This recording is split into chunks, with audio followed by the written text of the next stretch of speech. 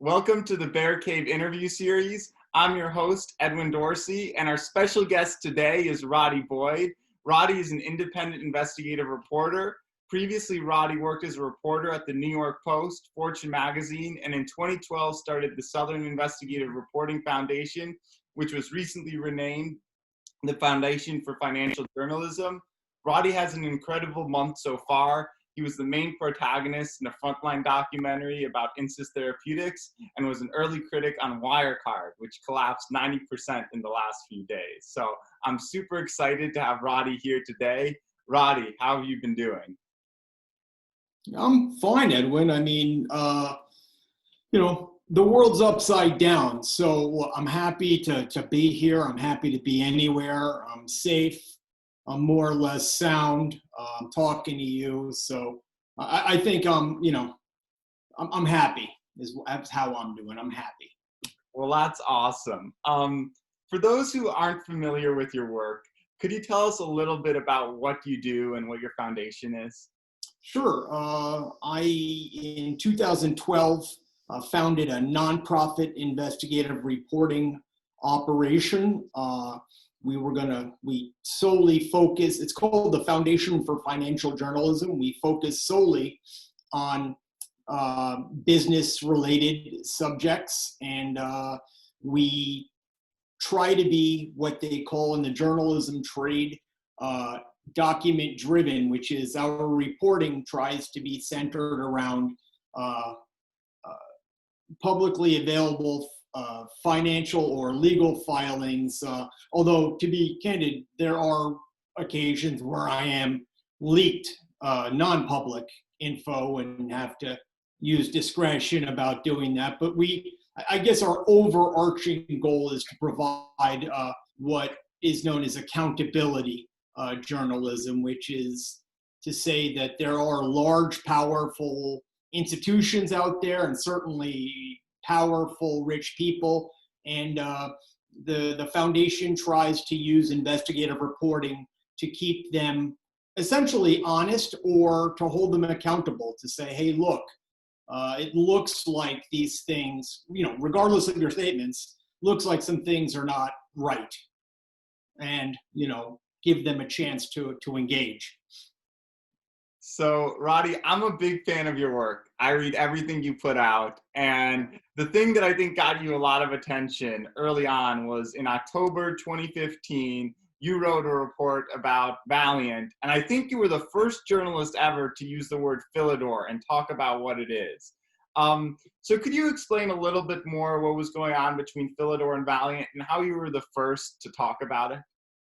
Sure. Philidor was a deeply buried, very secretive unit within Valeant Pharmaceuticals International. At that time, Valeant Pharmaceuticals International was a beloved stock of both growth, right, / momentum investors, which increasingly in my mind are just day traders. But also the value investing cohort of investors, some really august anchor tenants there. Maverick Capital is one. Sequoia Fund is the most legendary value place next to Berkshire Hathaway, and then obviously Bill Ackman, who had a multi-billion-dollar stake in the company. And Philidor was was a unit that Valeant had purchased several months prior, but that, in and of itself is not terribly interesting. Valeant had purchased at least 100 other freestanding companies, units of companies. So they were spectacularly acquisitive. They had buried this, though. All of the others they had press released and announced. You could find it in filings, such as they were. They had hidden Philidor. And what Philidor was it was a combination of mail order pharmacy in various states, registered or not. And then it was also a drug fulfillment center. So they acted as the go-between between the patient who receives a prescription and they would the Valeant sales force, I guess they had fired most of their sales force. They just had marketers who would hand out colored leaflets that had Philidor's phone number on it, and it was just a sort of a simple value proposition, Edwin. If you want free or extraordinarily low copay dermatology products or podiatry products or the various drugs that Valeant sold, you would call this number. You would get you would get a 90-day supply in advance. They would, you would pay it. Excuse me, you'd pay in advance. You get a 90-day supply the next day by FedEx, and then Philidor would turn around and bill the insurance companies like whatever, $2,000 for a 90-day supply of in one case a toe fungus ointment that had absolutely dubious efficacy. I'm not even sure because it didn't hurt anybody. It didn't matter if it was on the market, but it certainly didn't help anybody, is what I'm trying to say. But they charged $2,000 per 90 days for this crap, and so what Philidor was, in one sense, was insurance fraud. In another sense, it was the answer to the question many people had, most notably short sellers. I think, no secret, Fahmy Kadir, then of a different fund, was a short seller of that, as well as most high profile would be Jim Chanos of Kinnikos.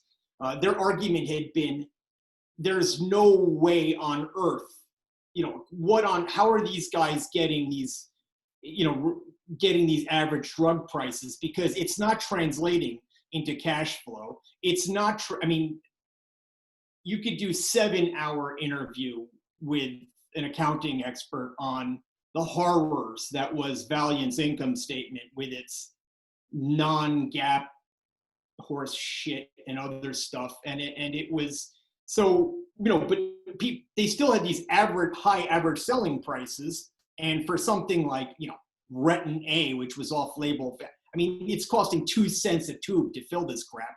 So it's like, where are these ASPs coming from, and why aren't they translating into cash? And for a hidden unit, it wasn't so hidden, right? It was right outside, about 30 miles northwest of Philly, in I think the town was Horsham, and it was they had taken over an old paper plant, an old paper manufacturing facility from like the 70s or 80s. So they had like 100,000 square feet of roof, and they had like 800 people there, and so it was like, for a hidden unit, it wasn't so hidden. But what Philidor really was its Valeant's, to the extent it was generating cash, to the extent it was generating profits, Philidor was that, because it was a roll up, right? And I'm sure the Bear Cave, its subscribers would all understand, roll-ups are just fantastic until you actually have to stop rolling up, and you have to consolidate operations and generate ideally an income statement with black as opposed to red ink at the end of it. So that's what Philidor was. Well, that was a great explanation, Roddy. I watched your Real Vision interview from, I think, about a year ago. And in it, you talked about, after you put out this Philidor story, you said, I get a lot of emails from people on Wall Street who felt I didn't know what I was talking about. And I assume that kind of comes with the territory of investigative reporting. But on Valeant, would these longs reach out to you seeking more advice or trying to understand the situation? I'm just kind of curious, what's the pushback or response you got from Valeant shareholders when you were first putting it out? There was two classes of it, and both were represented. The first is exactly what you said. People saying, hey, we're not seeing this. We own, it's always the same sort of email, trying to reach Roddy Boyd because it comes in through a a general website sort of email, trying to reach Roddy Boyd, questions about this, and then you check to see if the fund is real or what their angle is, and it's it's quite real often enough, and it's we're just trying to either further our due diligence, which is a nice way of saying, what did you figure out that we, who have many more people like you in our seats, how did we miss this? And they always name check, oh, we have 7 analysts on our pharma team, or we have a 9-figure research budget, or we have a top performing fund, and we own 3 million Valeant shares. And at that time, when I released the Philidor story, I think it was mid-October of 15. I had released it and had gone to take my kids to school. We were packing lunch, and I was just getting kids into cars, and my phone is ringing off the hook, and dozens and dozens of emails and texts and phone calls. And, around 10 o'clock, and I had a bunch of crap to do that day.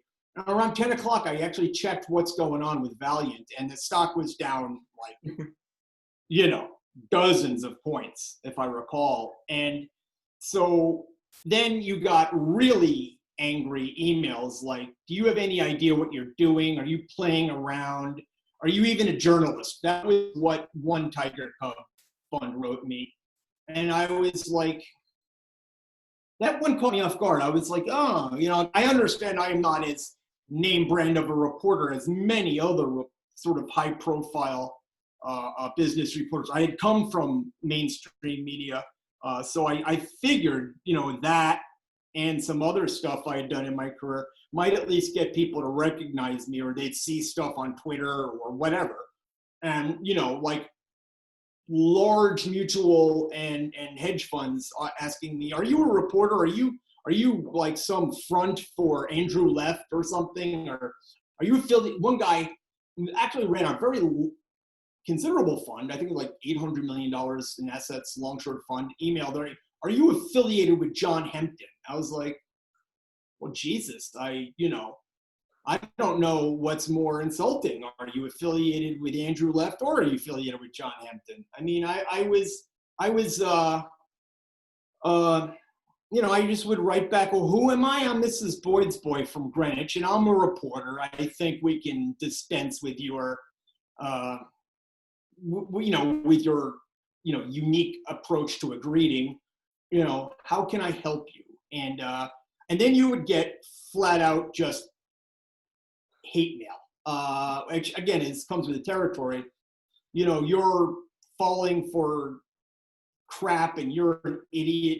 You're just playing with the stock price. And it's always sort of derives back into this idiotic, reporters as oblique tools of short sellers. And I've always been clear personally in my career, while I try not to talk often about sources, I certainly do talk to short sellers. I have personal and professional friendships going back, at this point, it's pushing a quarter of a century for some. And, I've no problem,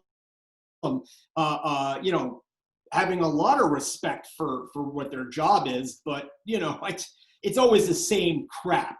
I just would have figured it tapers off. Now that I'm into my 50s, I would have thought it tapers off like, oh, okay, he's a reporter. I may not like him. I might not like how he does business or something, but, he's a reporter. And it never changes. And look, there is nothing new under the sun. Many more respected or established reporters, other than myself, like, Bethany McLean or, several others, come to, Mark Marimont and others still get this same nonsense. So it's obviously it's evergreen, it's eternal, so. Yeah. Let's move on to Insys Therapeutics. You wrote a series of stories on Insys titled Murder Incorporated, and recently you got more attention for this. I think Senator Claire McCaskill mentioned your reports and her report, and you were one of the main protagonists in a Frontline documentary that came out last week about Insys. Can you walk us through what Insys was and how you got involved? Sure. Insys Therapeutics was it still technically is around, so I have to use the present tense. Insys Therapeutics is a specialty pharmaceutical company, which sort of a high concept term means a very basic thing. It is one product. And that's fine. There's nothing illegal with having one product. They have one product, which is an oral formulation of fentanyl. It's administered like an asthma inhaler. In fact, it's almost indistinguishable from an asthma inhaler. The drug is called Subsys. And it's because it's orally administered, or it's technically sublingual, you inhale it not as an asthma inhaler you put it under your tongue, but it acts in about a second or two. And it's sort of biochemically, it's the equivalent of pulling a brake on a subway train. Well, that train will stop. You won't, I mean, like, you won't stop. You might go into the next car type of thing. And it really is it's about 100 times more potent than the morphine you might be administered, let's see, at the scene of an accident, a battlefield, ER, that sort of thing. So we're talking an extraordinarily powerful drug, class 2 opioid, obviously, schedule 2, I should say. And Insys Therapeutics had this, so they in February of 2012, they received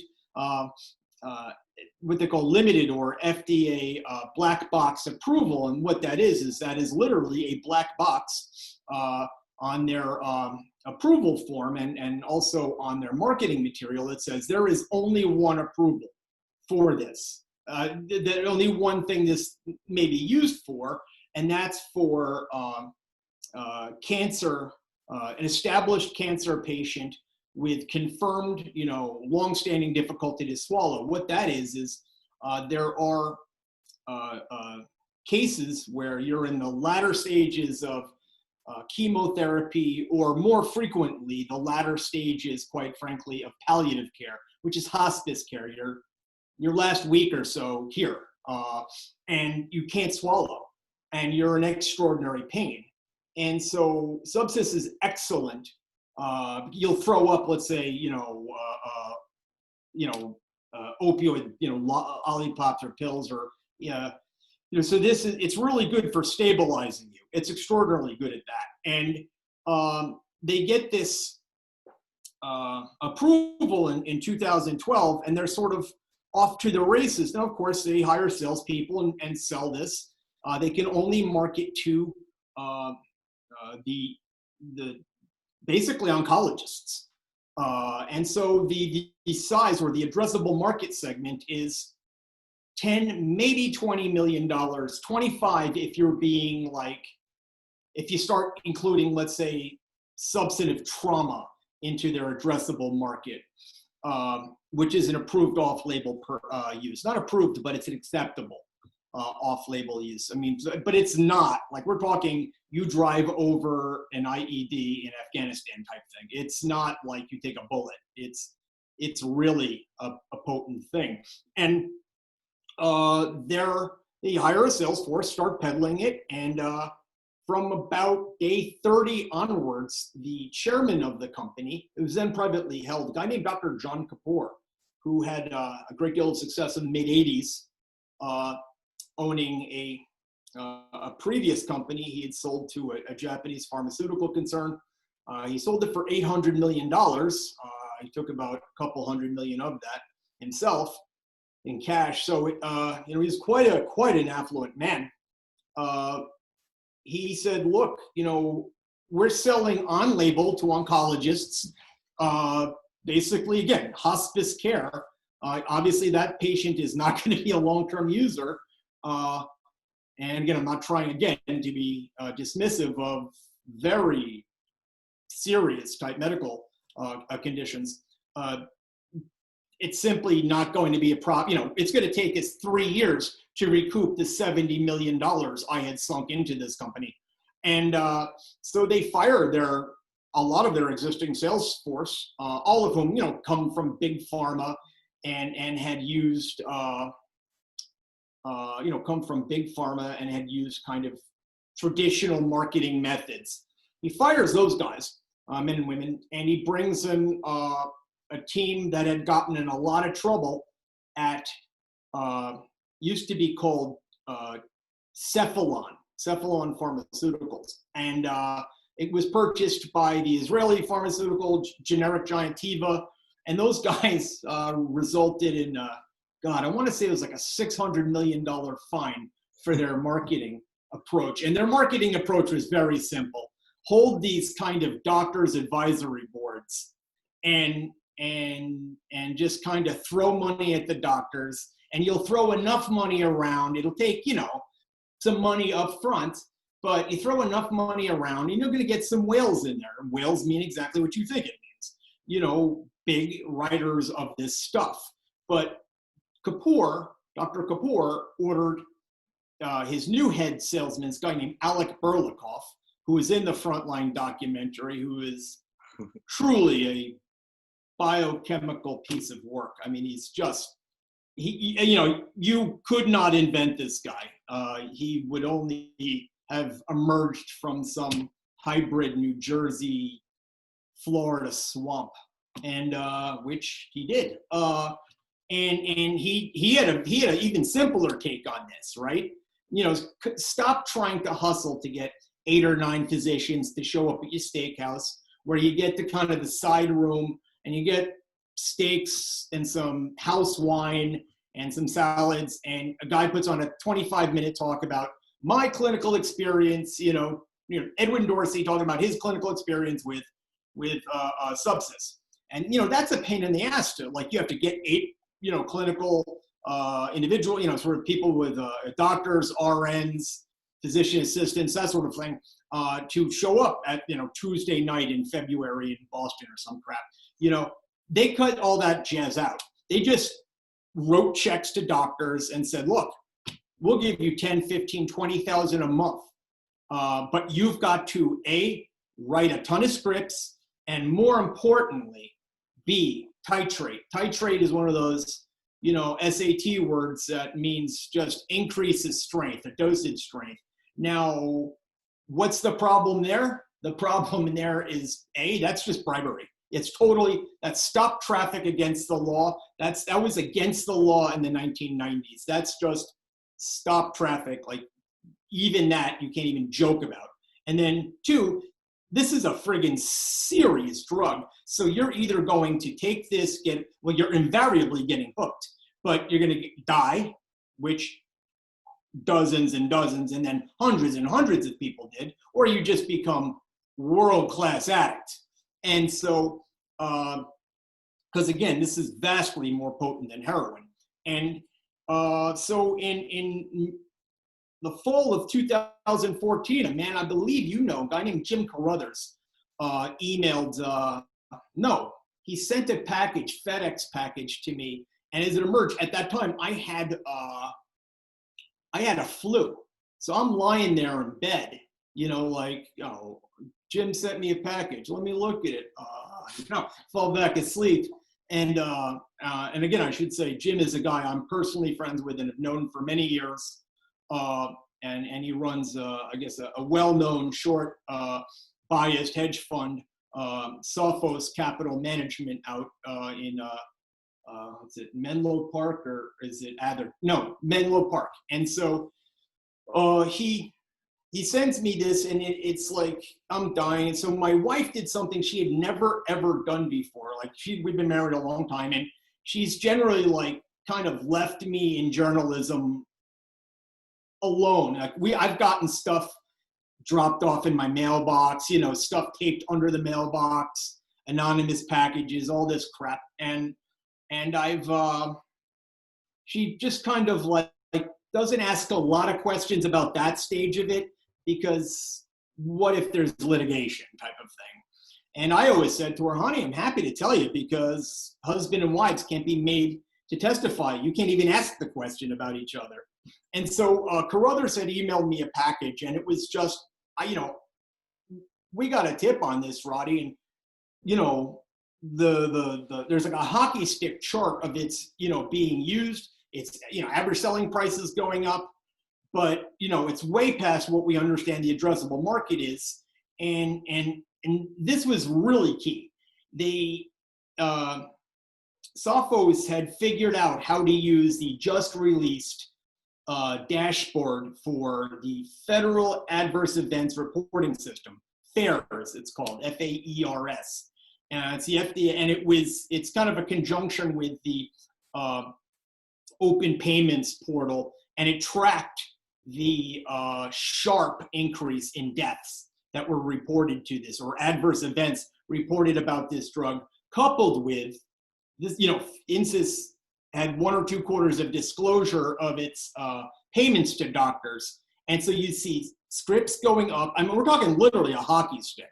It's really I've done a lot of work over the years, and you just don't see hockey sticks a lot. So sales that way, payments to doctors that way, deaths are just complete, like, flagpole at attention. And I was like, oh my God.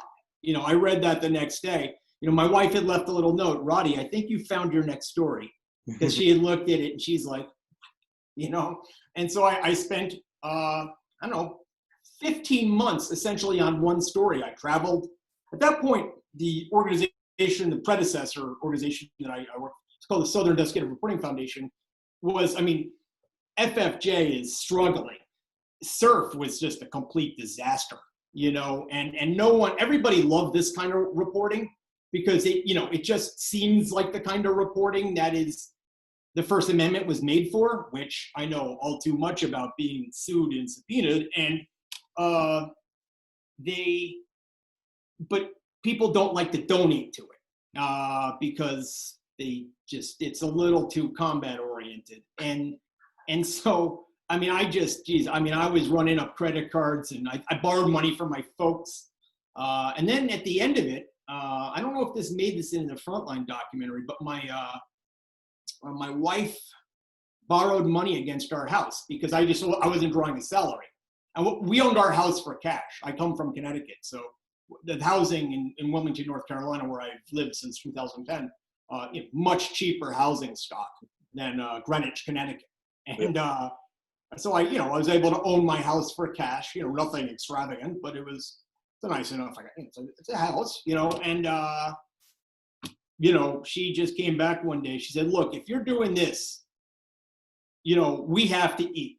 And I had 2 kids. I had 1 kid in college, 2 in literally elementary or junior high school, and 1 had just gotten out of college. So, you know, still a lot of expenses there. So, you know, I mean, it was just a crazy seat of your pants type of thing. But I mean, I traveled from Arizona to, you know, a couple trips through California, you know, Florida, New York. You know, just, I mean, it was a nuts story. Self-servingly, I would say watch the documentary because, you know, it's got a lot of sweep, you know, there's a lot of things happening. Well, the documentary is incredible. It makes your incredible work look incredible. We'll include the link in the video description. I want to read to you 2 quotes you had from the Frontline documentary. You said, Wall Street loves a success story. Everybody does. Wall Street just loves it more. And then you went on to say, Kapoor, the chairman and CEO of Insys, cut corners left, right, and center. And the documentary showed his history of questionable stuff and fines. Yeah, Kapoor was, literally came from a crappy slum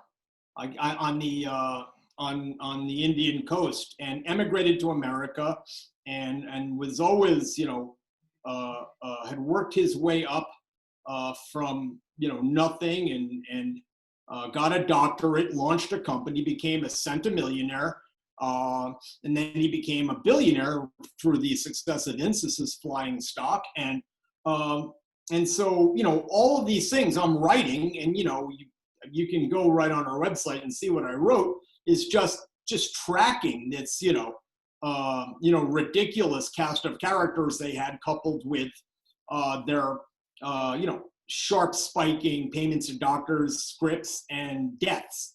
But no one on Wall Street cared. And some of those analysts would email me and be like, somebody sent me your report. Are you like a short seller? I was like, not this again. But I mean, I'd say, look, just look at the data. You don't have to engage with me. Don't engage, just talk to your clients. What are they asking? And he's like, well, no, I sent this to the, Kapoor or Mike Babbage, the then CEO, and I sent it to them, and, they say it's all BS. He's an idiot, And I'm like, that's federal government data, dude. Like, I am literally taking it off a public website. I can't afford, the stuff hedge funds pay for, what's that, the Walter Clowers, all the prescription tracking services. I don't have Bloomberg, I can't track scripts. And and then, so Kapoor was extraordinarily successful. And then, no one bothered to look at what was in front of their nose about this. And so, and what was in front of their nose was he was lying.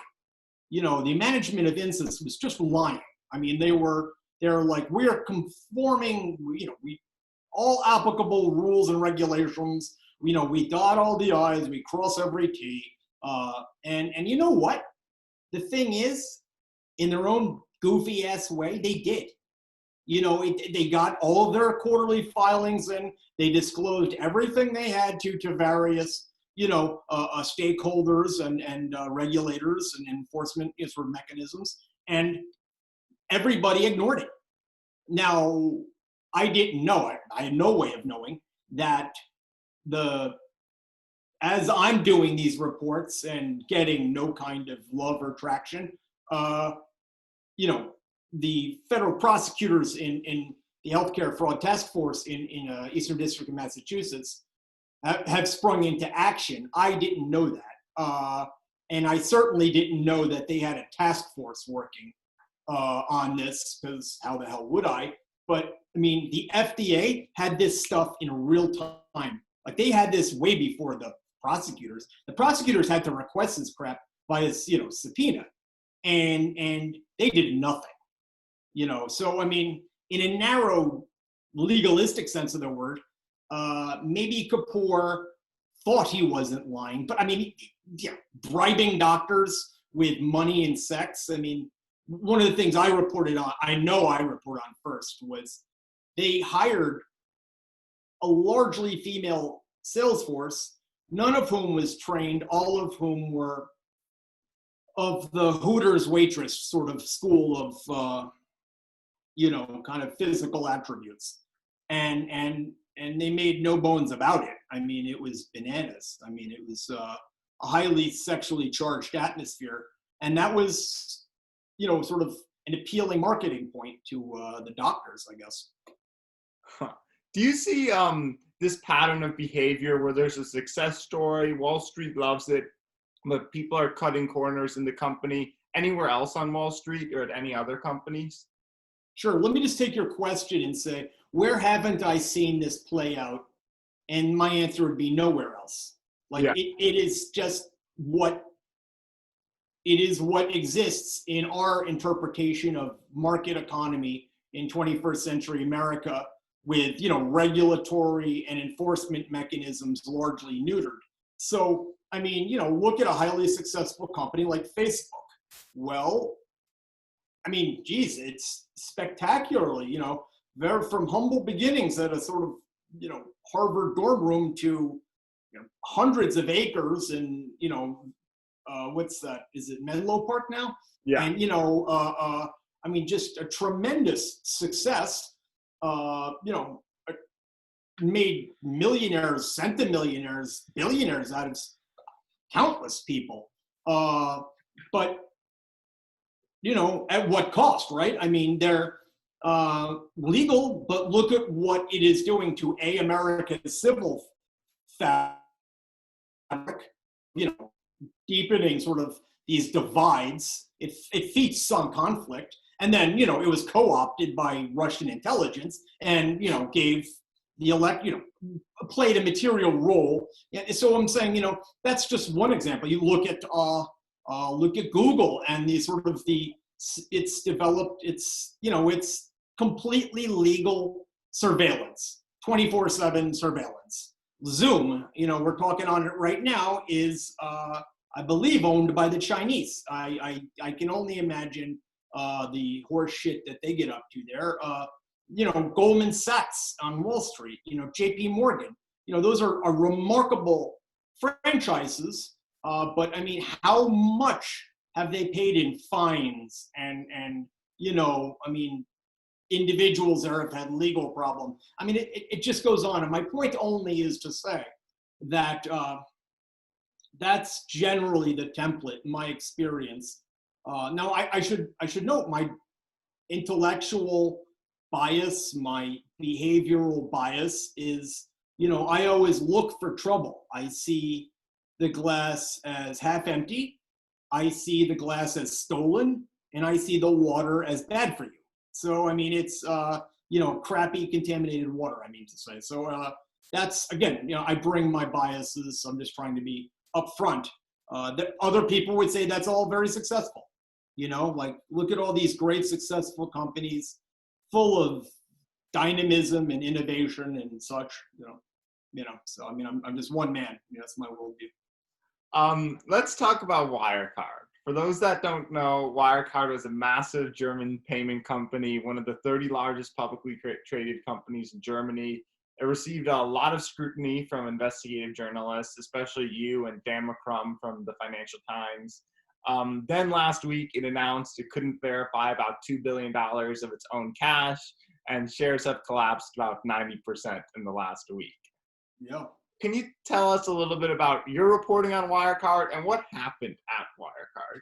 Yeah, sure. I started looking at Wirecard in mid-2017 and put out a story in, I believe it was, the first story was in January of 2018, where I had done a really deep dive on a series of transactions they had done in India, announced in India in October of 2015, that not only made no sense on the face of them, but were, as I clearly demonstrated, in courtesy, I definitely proved the case that they were sham transactions, that they had taken place for non-economic reasons. And whenever you see something like that happening, it's just, the only question is, how terrible is the problem? Because they were trying to obviously plug a hole in some fashion or another. I just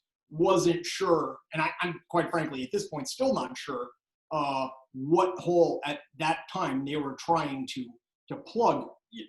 The sort of the genesis of all of their fraud had Wirecard had lain or had sort of evolved in the Far East, in the Singapore area, and had been used to. It was clear starting in 2015 that they were, lots of fake customers, lots of transactions that made no sense, transactions in places, high dollar volume transactions in places like the Philippines, Vietnam, places that I'm not very confident that, payment processing, that they would need to do those volumes of payment processing with that little of a sort of, a footprint in those places. What I was, over the course of a year, I went again, traveled and did a lot of reporting. And again, like Insys at the time, the Valeant stuff led to an immediate, it was like the entire company fell apart and was only kept together by its lenders, I think 4 different times, extending credit, payment, otherwise they would have had to file bankruptcy. Insys took years to sort of collapse. And then Wirecard, I just assumed would never collapse because it had the backing of the German regulatory or firmament, which clearly the Germans felt a tremendous amount of cultural and economic pride in Wirecard. Germany's economy is a remarkable thing, the more so for being only 75 years old, but it's not an economy with a lot of innovation. And I think they were extraordinarily proud of Wirecard, which they saw as, foolishly saw as a credible competitor to PayPal or Stripe. And that's just demented thinking. It's the company was so shot through with, the only one example of how crooked, like a tell that will be very obvious, like when all this smoke settles, and you pick apart the sort of the ruins of this thing, you'll be able to figure out, like, this company was in trouble starting in about 2014 when they started inking a lot of deals with banks, like corresponding clearing banks in Cyprus, in Lithuania, and other, like, I think they also had a bank in Moldova or something. Like, they can't get banks in France. Okay, so let's say you're, largely Western Europe facing. Fine, totally valid. Fantastic economies over there. A lot of purchasing power. So fine, you're a European-centric company. You can't get. There are a lot of banks in Germany and France and Italy and Great Britain that are happy for, valid enough banking. HSBC is those guys will bank with anybody. Like Hezbollah had an account in their name, there, and so they're doing business. It's like, it's not that hard. But because Wirecard had a lot of porn and gambling, and when I say porn and gambling, they had offshore gambling, which made dollarizing it illegal because offshore gambling, electronic internet gambling, I should say, is illegal in the United States of America, and they had truly aberrational porn. And so, the really ugly stuff, and I'll just leave it at that. And they couldn't get normal banks. They couldn't even get crappy banks. They had to get banks that were more or less controlled by local Eastern European crime families. And so, that's just like one of the things that the regulators decided to ignore. But again, all my reporting, I probably wrote 12,000 words about Wirecard. And I got to the point where, I was just turning pad. I was getting great story tips, and I was like, yeah, no, I'm done. I'm just tired of, like, I write the story, they send more phishing attacks and hacking attempts on me, and no one cares. The readership's declining. And the biggest jerks of the entire thing were the German media, right? They were, like, proud of their company, and what's this American, what's he doing? Bad enough this English jerk is going after us, Dan McCrum. What's this one guy doing? Look, German culture is not open to dissent. It's not open to lone voices. It's not a great investigative reporting culture. That's all there is. There's a lot of attributes to German life and culture, much that the United States would profit from emulating, or at least considering. But they're just indifference to sort of lone voices, or the media, quite frankly, is obviously quite troubling. Huh. So your work on Wirecard was excellent. Let's talk a little bit about private equity. You've written about Brookfield in the past. I think 1 or 2 stories on more than that. I wrote a lot of, I think, like 3 big stories on them in like 2013 and 14. Yeah. A lot of stories on Brookfield. You talked about private equity in your Real Vision interview. I think you've tweeted a little bit about private equity. Sure. Coronavirus has raised questions about these companies' business models.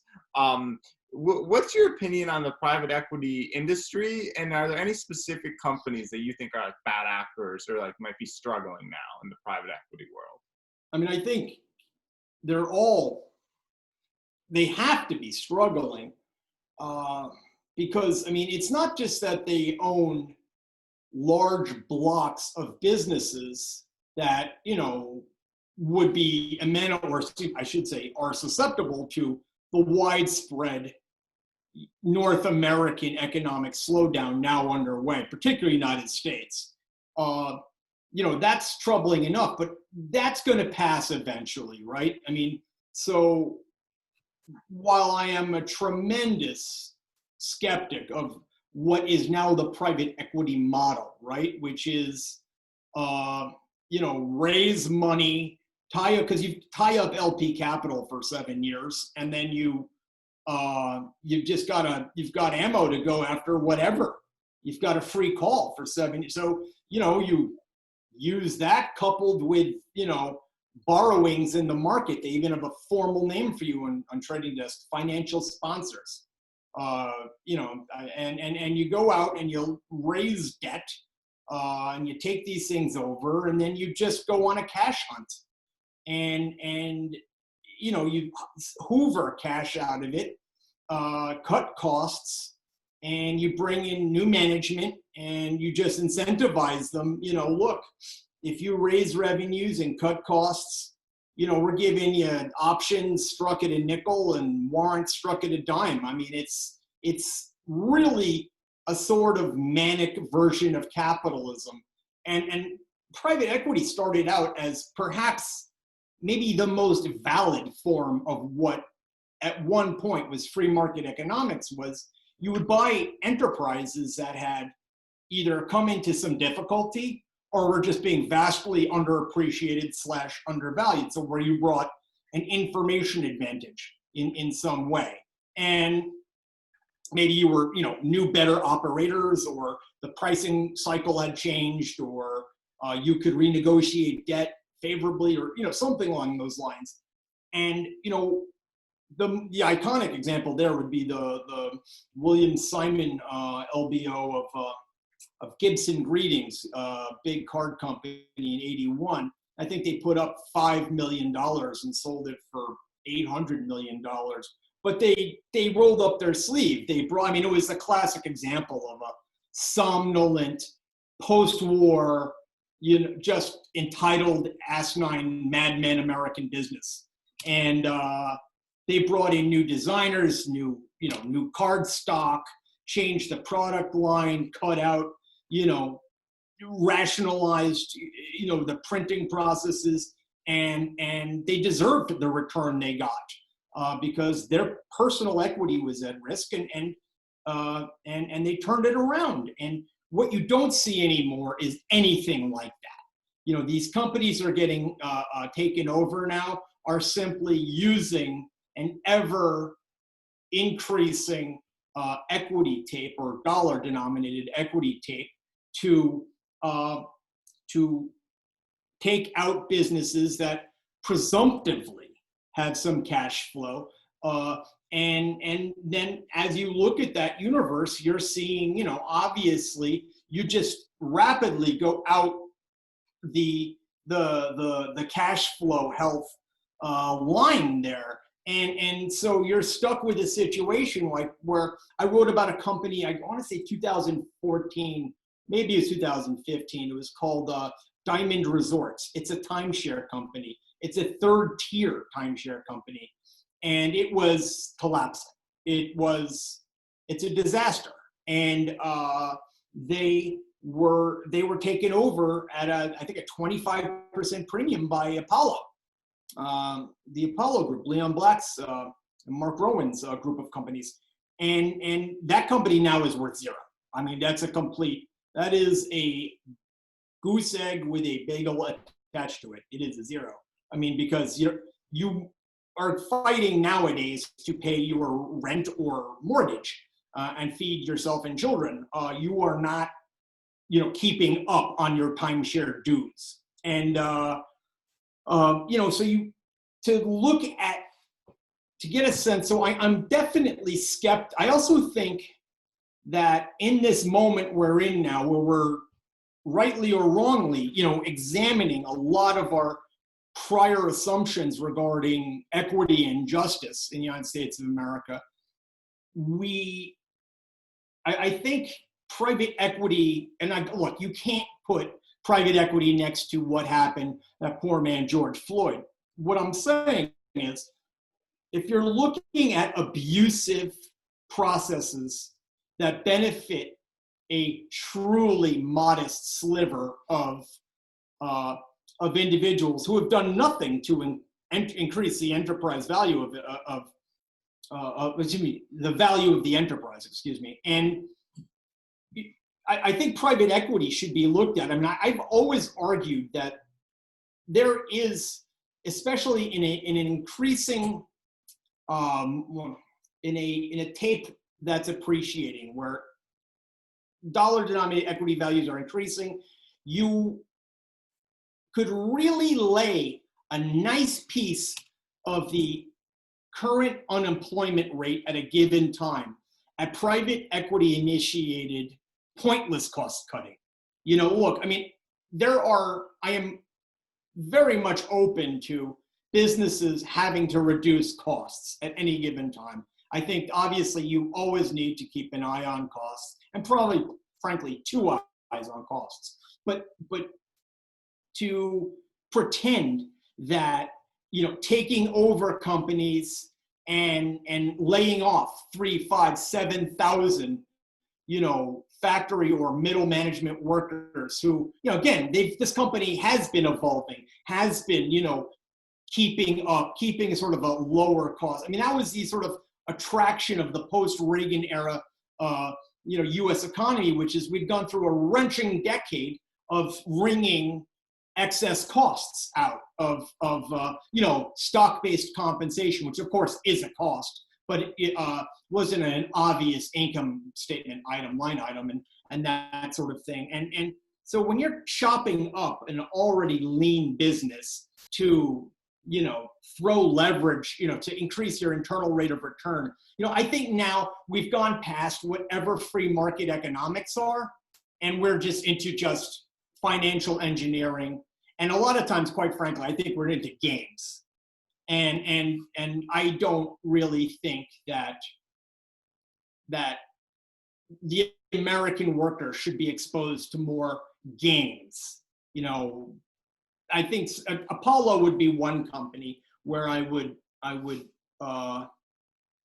politely or less than politely suggest that, they've played games.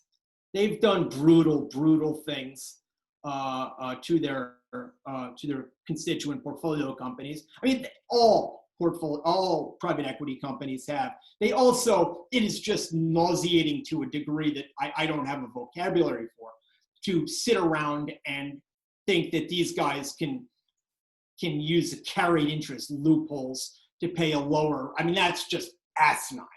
That Steve Schwartzman should have a lower tax rate than you, and you're whatever, 23 or whatever, 24.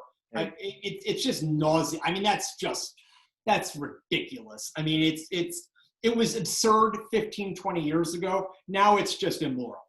Okay. I mean, it's like, look, if we're doing this forever war stuff in Afghanistan, and if we're not gonna meet obligations internally, and stuff like that, then the least, 30 to 40 private equity firms can do is pay their fair share of income taxes. I don't think that that's asking too much. Again, I would suggest that there is probably a great number of your Barricade subscribers who are in funds, purely managed funds, hedge funds and such. And I bet that they sharply disagree with me. But that's just, there's no intellectual basis for this exemption, in this day and age. And whatever utility you ascribe to it is, it's okay, maybe it's fair, to have a lower a lower tax rate, in years 3, 4, and 5 when it's a private entity or something like that. But you're really slicing the sausage thin. It's a tired, spent argument that loophole should be shut. So I'm doing a lot of work in that area. My work I'm going to keep to myself on, but there's a few areas I'm very, very busy on in that space. And I also think, and I don't think this is a secret, I think people there will acknowledge it at any of these funds, that their valuations at a given point in time, I don't think that those are often so reflective of market, of values, of economic values. I'm not saying that they have to, price it as if it was, they have to sell it tomorrow. But there's, at least they should, on a quarterly basis, sharply re-examine and acknowledge, this is what a rational public market valuation for this entity is. Because, let's face it, the only reason you're tying up your capital for 7 years is, exits, right? You're going to sell this thing to somebody else, or you're going to IPO it, or not IPO it, I guess what technically do a secondary offering, and you're going to sell it, sell equity, and so, at that time you have to at least be open to market discipline. I would argue that needs to be. These are sort of foolish, childish flights of fancy on my part, because the SEC's budget is, in this area is sharply constrained. Their political power is probably never lower, and their headcount's dropping in all of its units. And so, they probably don't have the horsepower to look at these issues. But if they wanted to, their investment management unit could have a lot of fun, looking at that. So, Roddy, when you're looking at companies, and I assume you look at a lot of companies, what are some of the common red flags you look for, or kind of things that'll stick out to you when you're doing your first hour of research on a company? The obvious one, and I read the great value guys a lot, because, I look for things that are broken, but to understand what's broken, you have to understand what a good company or a healthy company really looks like. And so I would look at two things. One is just their ability to generate cash from operations. Now, it's okay if they're a younger company, and so that's growing. As companies are young, they place a lot of strain on working capital. And so that's to be expected. So that's not the sign of a problematic company. I would be looking generally for companies that, I don't want to say are necessarily mature, but they often are, but their ability to generate cash is somehow consistently compromised. And that's really important, because cash is it, right? That is the thing that's your moat.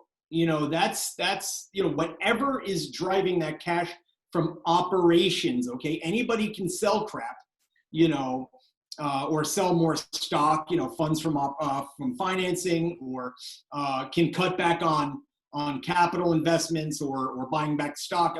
All of that, you have lots of levers internally to address cash outflows or emergency inflows, that sort of thing. But on a consistent, I use the two words pro forma, stripping out, funds from financing and funds from investment, and just focus on funds from operations. You'd really want to see a company that's having trouble selling its good or service, its goods or service at a price that is going to make them cash flow positive.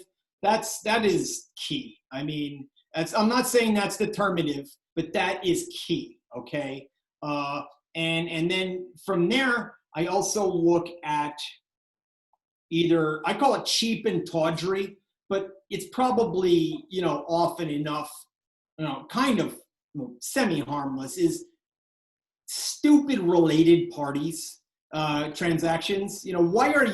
Why is an established company buying a commodity good or service from somebody who's related to it? Why are they doing, and why would they ever do business consistent sort of operating basis with its C-suite? Either its chief financial officer, its chairman, or its CEO or COO. I mean, that's just ridiculous. I often look at along similar lines of related parties. I don't know what the reason a CEO would be hypothecating his or her shares, getting a margin loans. I've never seen a good one yet. I've seen ones that are incrementally less terrible. Obviously, Elon Musk at Tesla is maybe on the more understandable side. Everybody else is. I mean, Marcus Braun, Dr. Herr Marcus Braun of Wirecard had, famously failed to disclose his 160 million margin loan with Deutsche Bank, a troubled bank. So I've never seen a good one. Now, those are more rare. But I'm just saying, like, boy, oh boy, if you see one, just whatever the reason is, it's not good.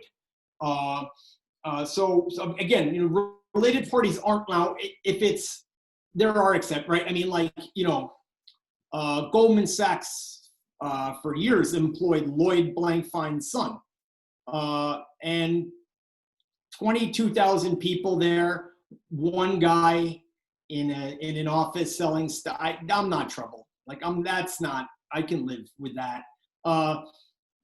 What you do want to see is, like, I'm generally wary of companies in that realm doing business with vendors. I should say executives on a different level doing business with vendors, having established other businesses. That to me is a sort of another. I mean, like, a Tesla would just be an all-time example there. Taking a SpaceX, the boring company, that piece of shit solar company he bought, whatever that nightmare was, which was just obviously a disaster. So that's obviously on the more extreme side of Elon Musk kind of cult of personality. The other thing I look for, this is also very important, is remarkably fast growth in a maturing industry. So, I mean, like, you could have, if all you ever did in 2005 or 6 was look at the income statements of the major banks and brokers, like I'm talking Goldman, Lehman, Bear, Merrill Lynch, and such, and you would see their fixed income units are doing 20, 30, 40% growth compounded annually. Like, what? Either they're using extraordinary leverage, or they are taking huge amount of risk. And as it emerged, it was both. And because government bonds trade inside of 1/64th of a dollar, and sometimes they'll trade for 128th, and mortgage-backed securities will trade inside of a 32nd, a lot of times at a 64th. And so, boy, you have to, they were trading a lot. They weren't trading multi-trillion-dollar blocks daily. And so, that's what they were doing. They had gone from the shipping business to the warehousing business, warehousing risk, as opposed to shipping or risk mitigation. And so that's one, is you want to just say, like, what am I looking at? The other classic one, right, is look at GE 2005, 2006. And it's like, oh, if you're my age, right, you grew up thinking GE is the cool conglomerate, right? It's the one conglomerate everybody could live with in the United States. But it really wasn't much of a conglomerate. About a third of its operating income and roughly a third of its bottom line and its post-tax bottom line, and certainly a third of its revenues. Again, these are approximate. Were coming from GE's not only finance, GE Capital, excuse me, but it was coming from the credit card portfolio. So it literally was just you walking to Home Depot on Saturday or whatever, and the girl, would you like a Home Depot credit card or a Lowe's credit card? Well, GE Capital was the guarantor of that, or Walmart, or Affinity Card, your alma mater or something like that, And so, what are you owning? What are you really owning is the great question. And so you want to understand that. I also think if a company is reliant upon a third-party payment construction, now I'm talking like pharma, health science, life science, bioscience, that sort of realm. You definitely want to, and the third party almost always is at some level, some gradation of the US government. You want to understand, what are their billing, to the extent, what are their billing practices? What are they claiming as their price that's driving, the Wall Street analysts are, they always love the average selling price, and that's what they put their buys out on. They rarely look as tight as at the net, which is what they take in. And so you want to understand what that spread is and what are the issues affecting that between ASP and net or realized cost. You also want to understand, like commonsensically, why is anybody paying $2,000 or $1,500 a tube for Retin A, which was a controversial acne medication when I was in high school in the mid 80s. And I think it had been pulled off market, or it had its label cut back a little. I think they cleared it up. But the point is this thing has been off label since Ronald Reagan was president. It sells, generic $3, $5, $10 a tube, which, therapeutically equivalent, and you can rest assured on that. Why are you paying $1,800 for it? And how are your units increasing there? That's a great question. So again, that falls under maybe the header, what do you really own? Or what are you really looking at here? A lot of short sellers, or at least the ones that came across my bow on Valeant in 2015, were thinking they were shorting the Kiniko's thesis of a roll-up. And credit where it's due, Jim, post Valiant's implosion or whatever it is now it's Bausch and Company,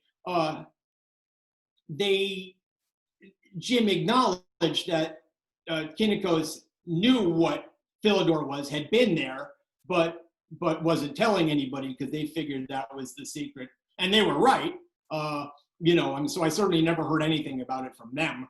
But a lot of people thought they were shorting the roll-up, which is no cash generation, crap accounting, and when does this crazy treadmill end? And I think what they really wound up shorting was Philidor.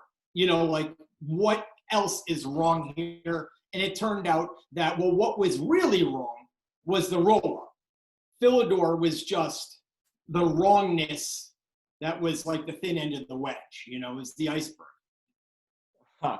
Those are some of the things I look at, Roddy, a lot of people read your website and what you post, what do you like to read? Are there journalists you like, publications you like, Twitter accounts you like? Like, what do you like to consume content-wise? Yeah, so that's a really good question. In my mind as a reporter, I would say the best reporters, I'm a huge nonfiction buff, although increasingly over the last 2 or 3 years, as my hours have worked and I had some kind of stuff go on in my personal life that was a little difficult, I really turned towards science fiction just to get 1,000 miles away from this crap.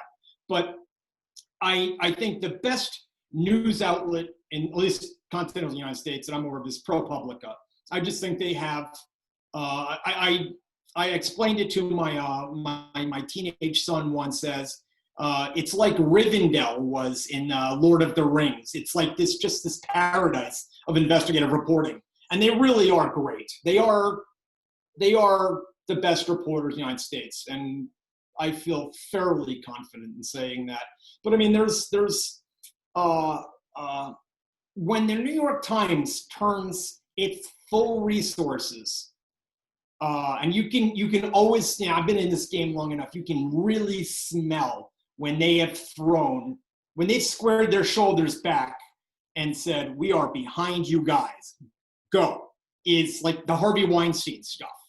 Like when they went after that, like they really put their resources, they put their credibility. There are some of their investigations into Trump's taxes. You could tell they were happy to get sued by President Trump's lead attack scumbag, Kasowitz.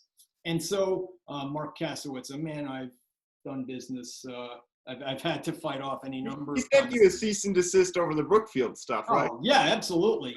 And many other things too. At this point, I don't even really have enmity toward that guy. It's just, I've been fighting the dude for so long. It's just my life.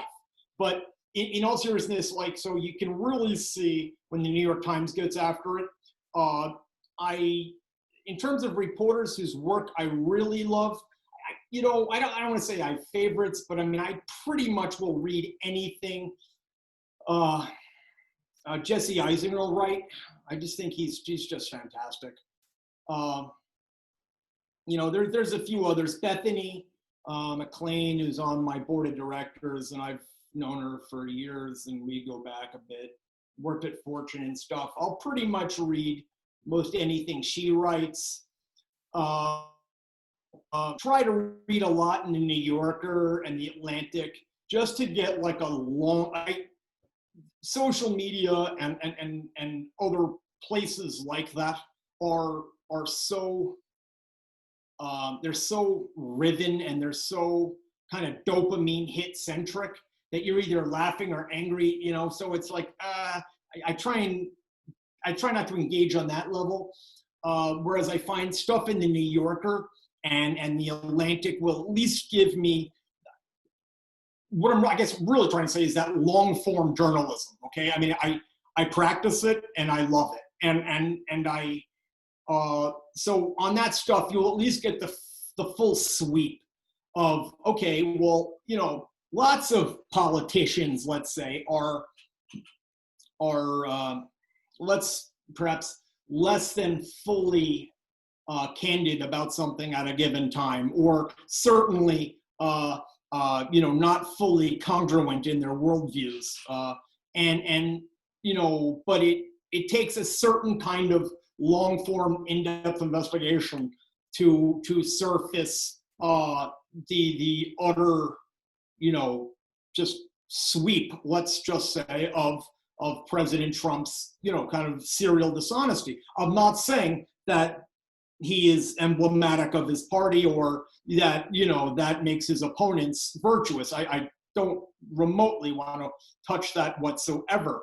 I would simply say, to get to the point where you can say, oh, politician X or issue Y is this. I think long form investigations, document centric, working closely with sources in and around the situation, quite frankly, is the best way of getting there. And yeah, I mean, there's other places. The Center for Public Integrity is really good. Charlie Lewis he founded that. And there's, of course, American Public Media, the series of podcasts they do in the dark. I mean, that's just friggin' brilliant. PBS Frontline, Center for Investigative Reporting has a fantastic podcast, Reveal. And you can really just, I explained it to a donor once. I was really putting my heart into this. And I, for the record, did not get the donation. I said, you can just taste quality in this stuff. It's like a really well-written investigative article is you just smell the time they put into this, right? I mean,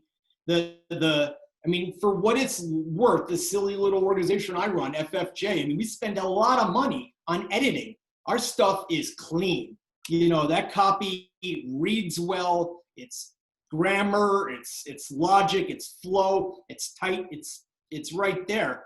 And we back it all up with documents and screen caps. It's all right there. And but you can smell that when a reporter does it.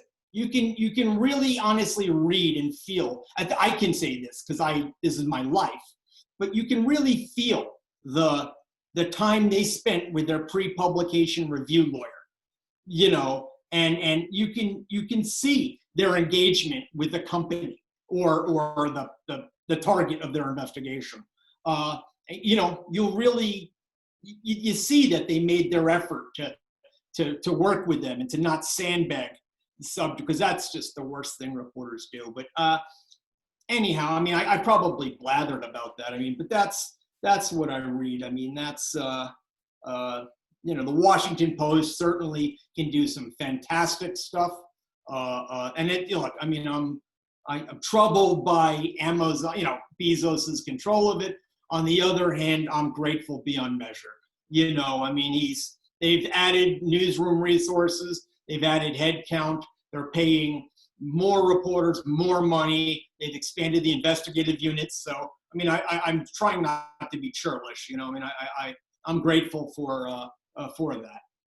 Well, another guy I love is that guy Zeke Fox at Bloomberg. I just think he's wonderful.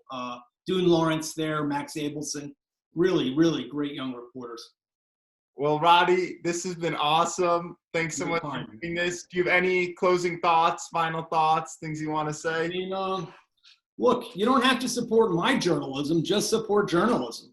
Now, I self-servingly would hope you would, but I mean, I think journalism is worth funding. Pay for subscriptions, donate to, there's 200, I belong to an organization, INN, the Independent News Network, and there's 250 independent newsrooms in America. When I joined, there was 12, and a lot of them are really worth your support, And so I would politely put that in front of your very gifted and well-resourced thousands of fans and followers, Edwin. Well, Roddy, thanks again for doing this. I'll just add the Foundation for Financial Journalism is funded solely through tax-deductible contributions from individuals and foundations. So if you like what Roddy's doing, visit his website. Link will be in the description. Thanks again, Roddy. Hey, thank you.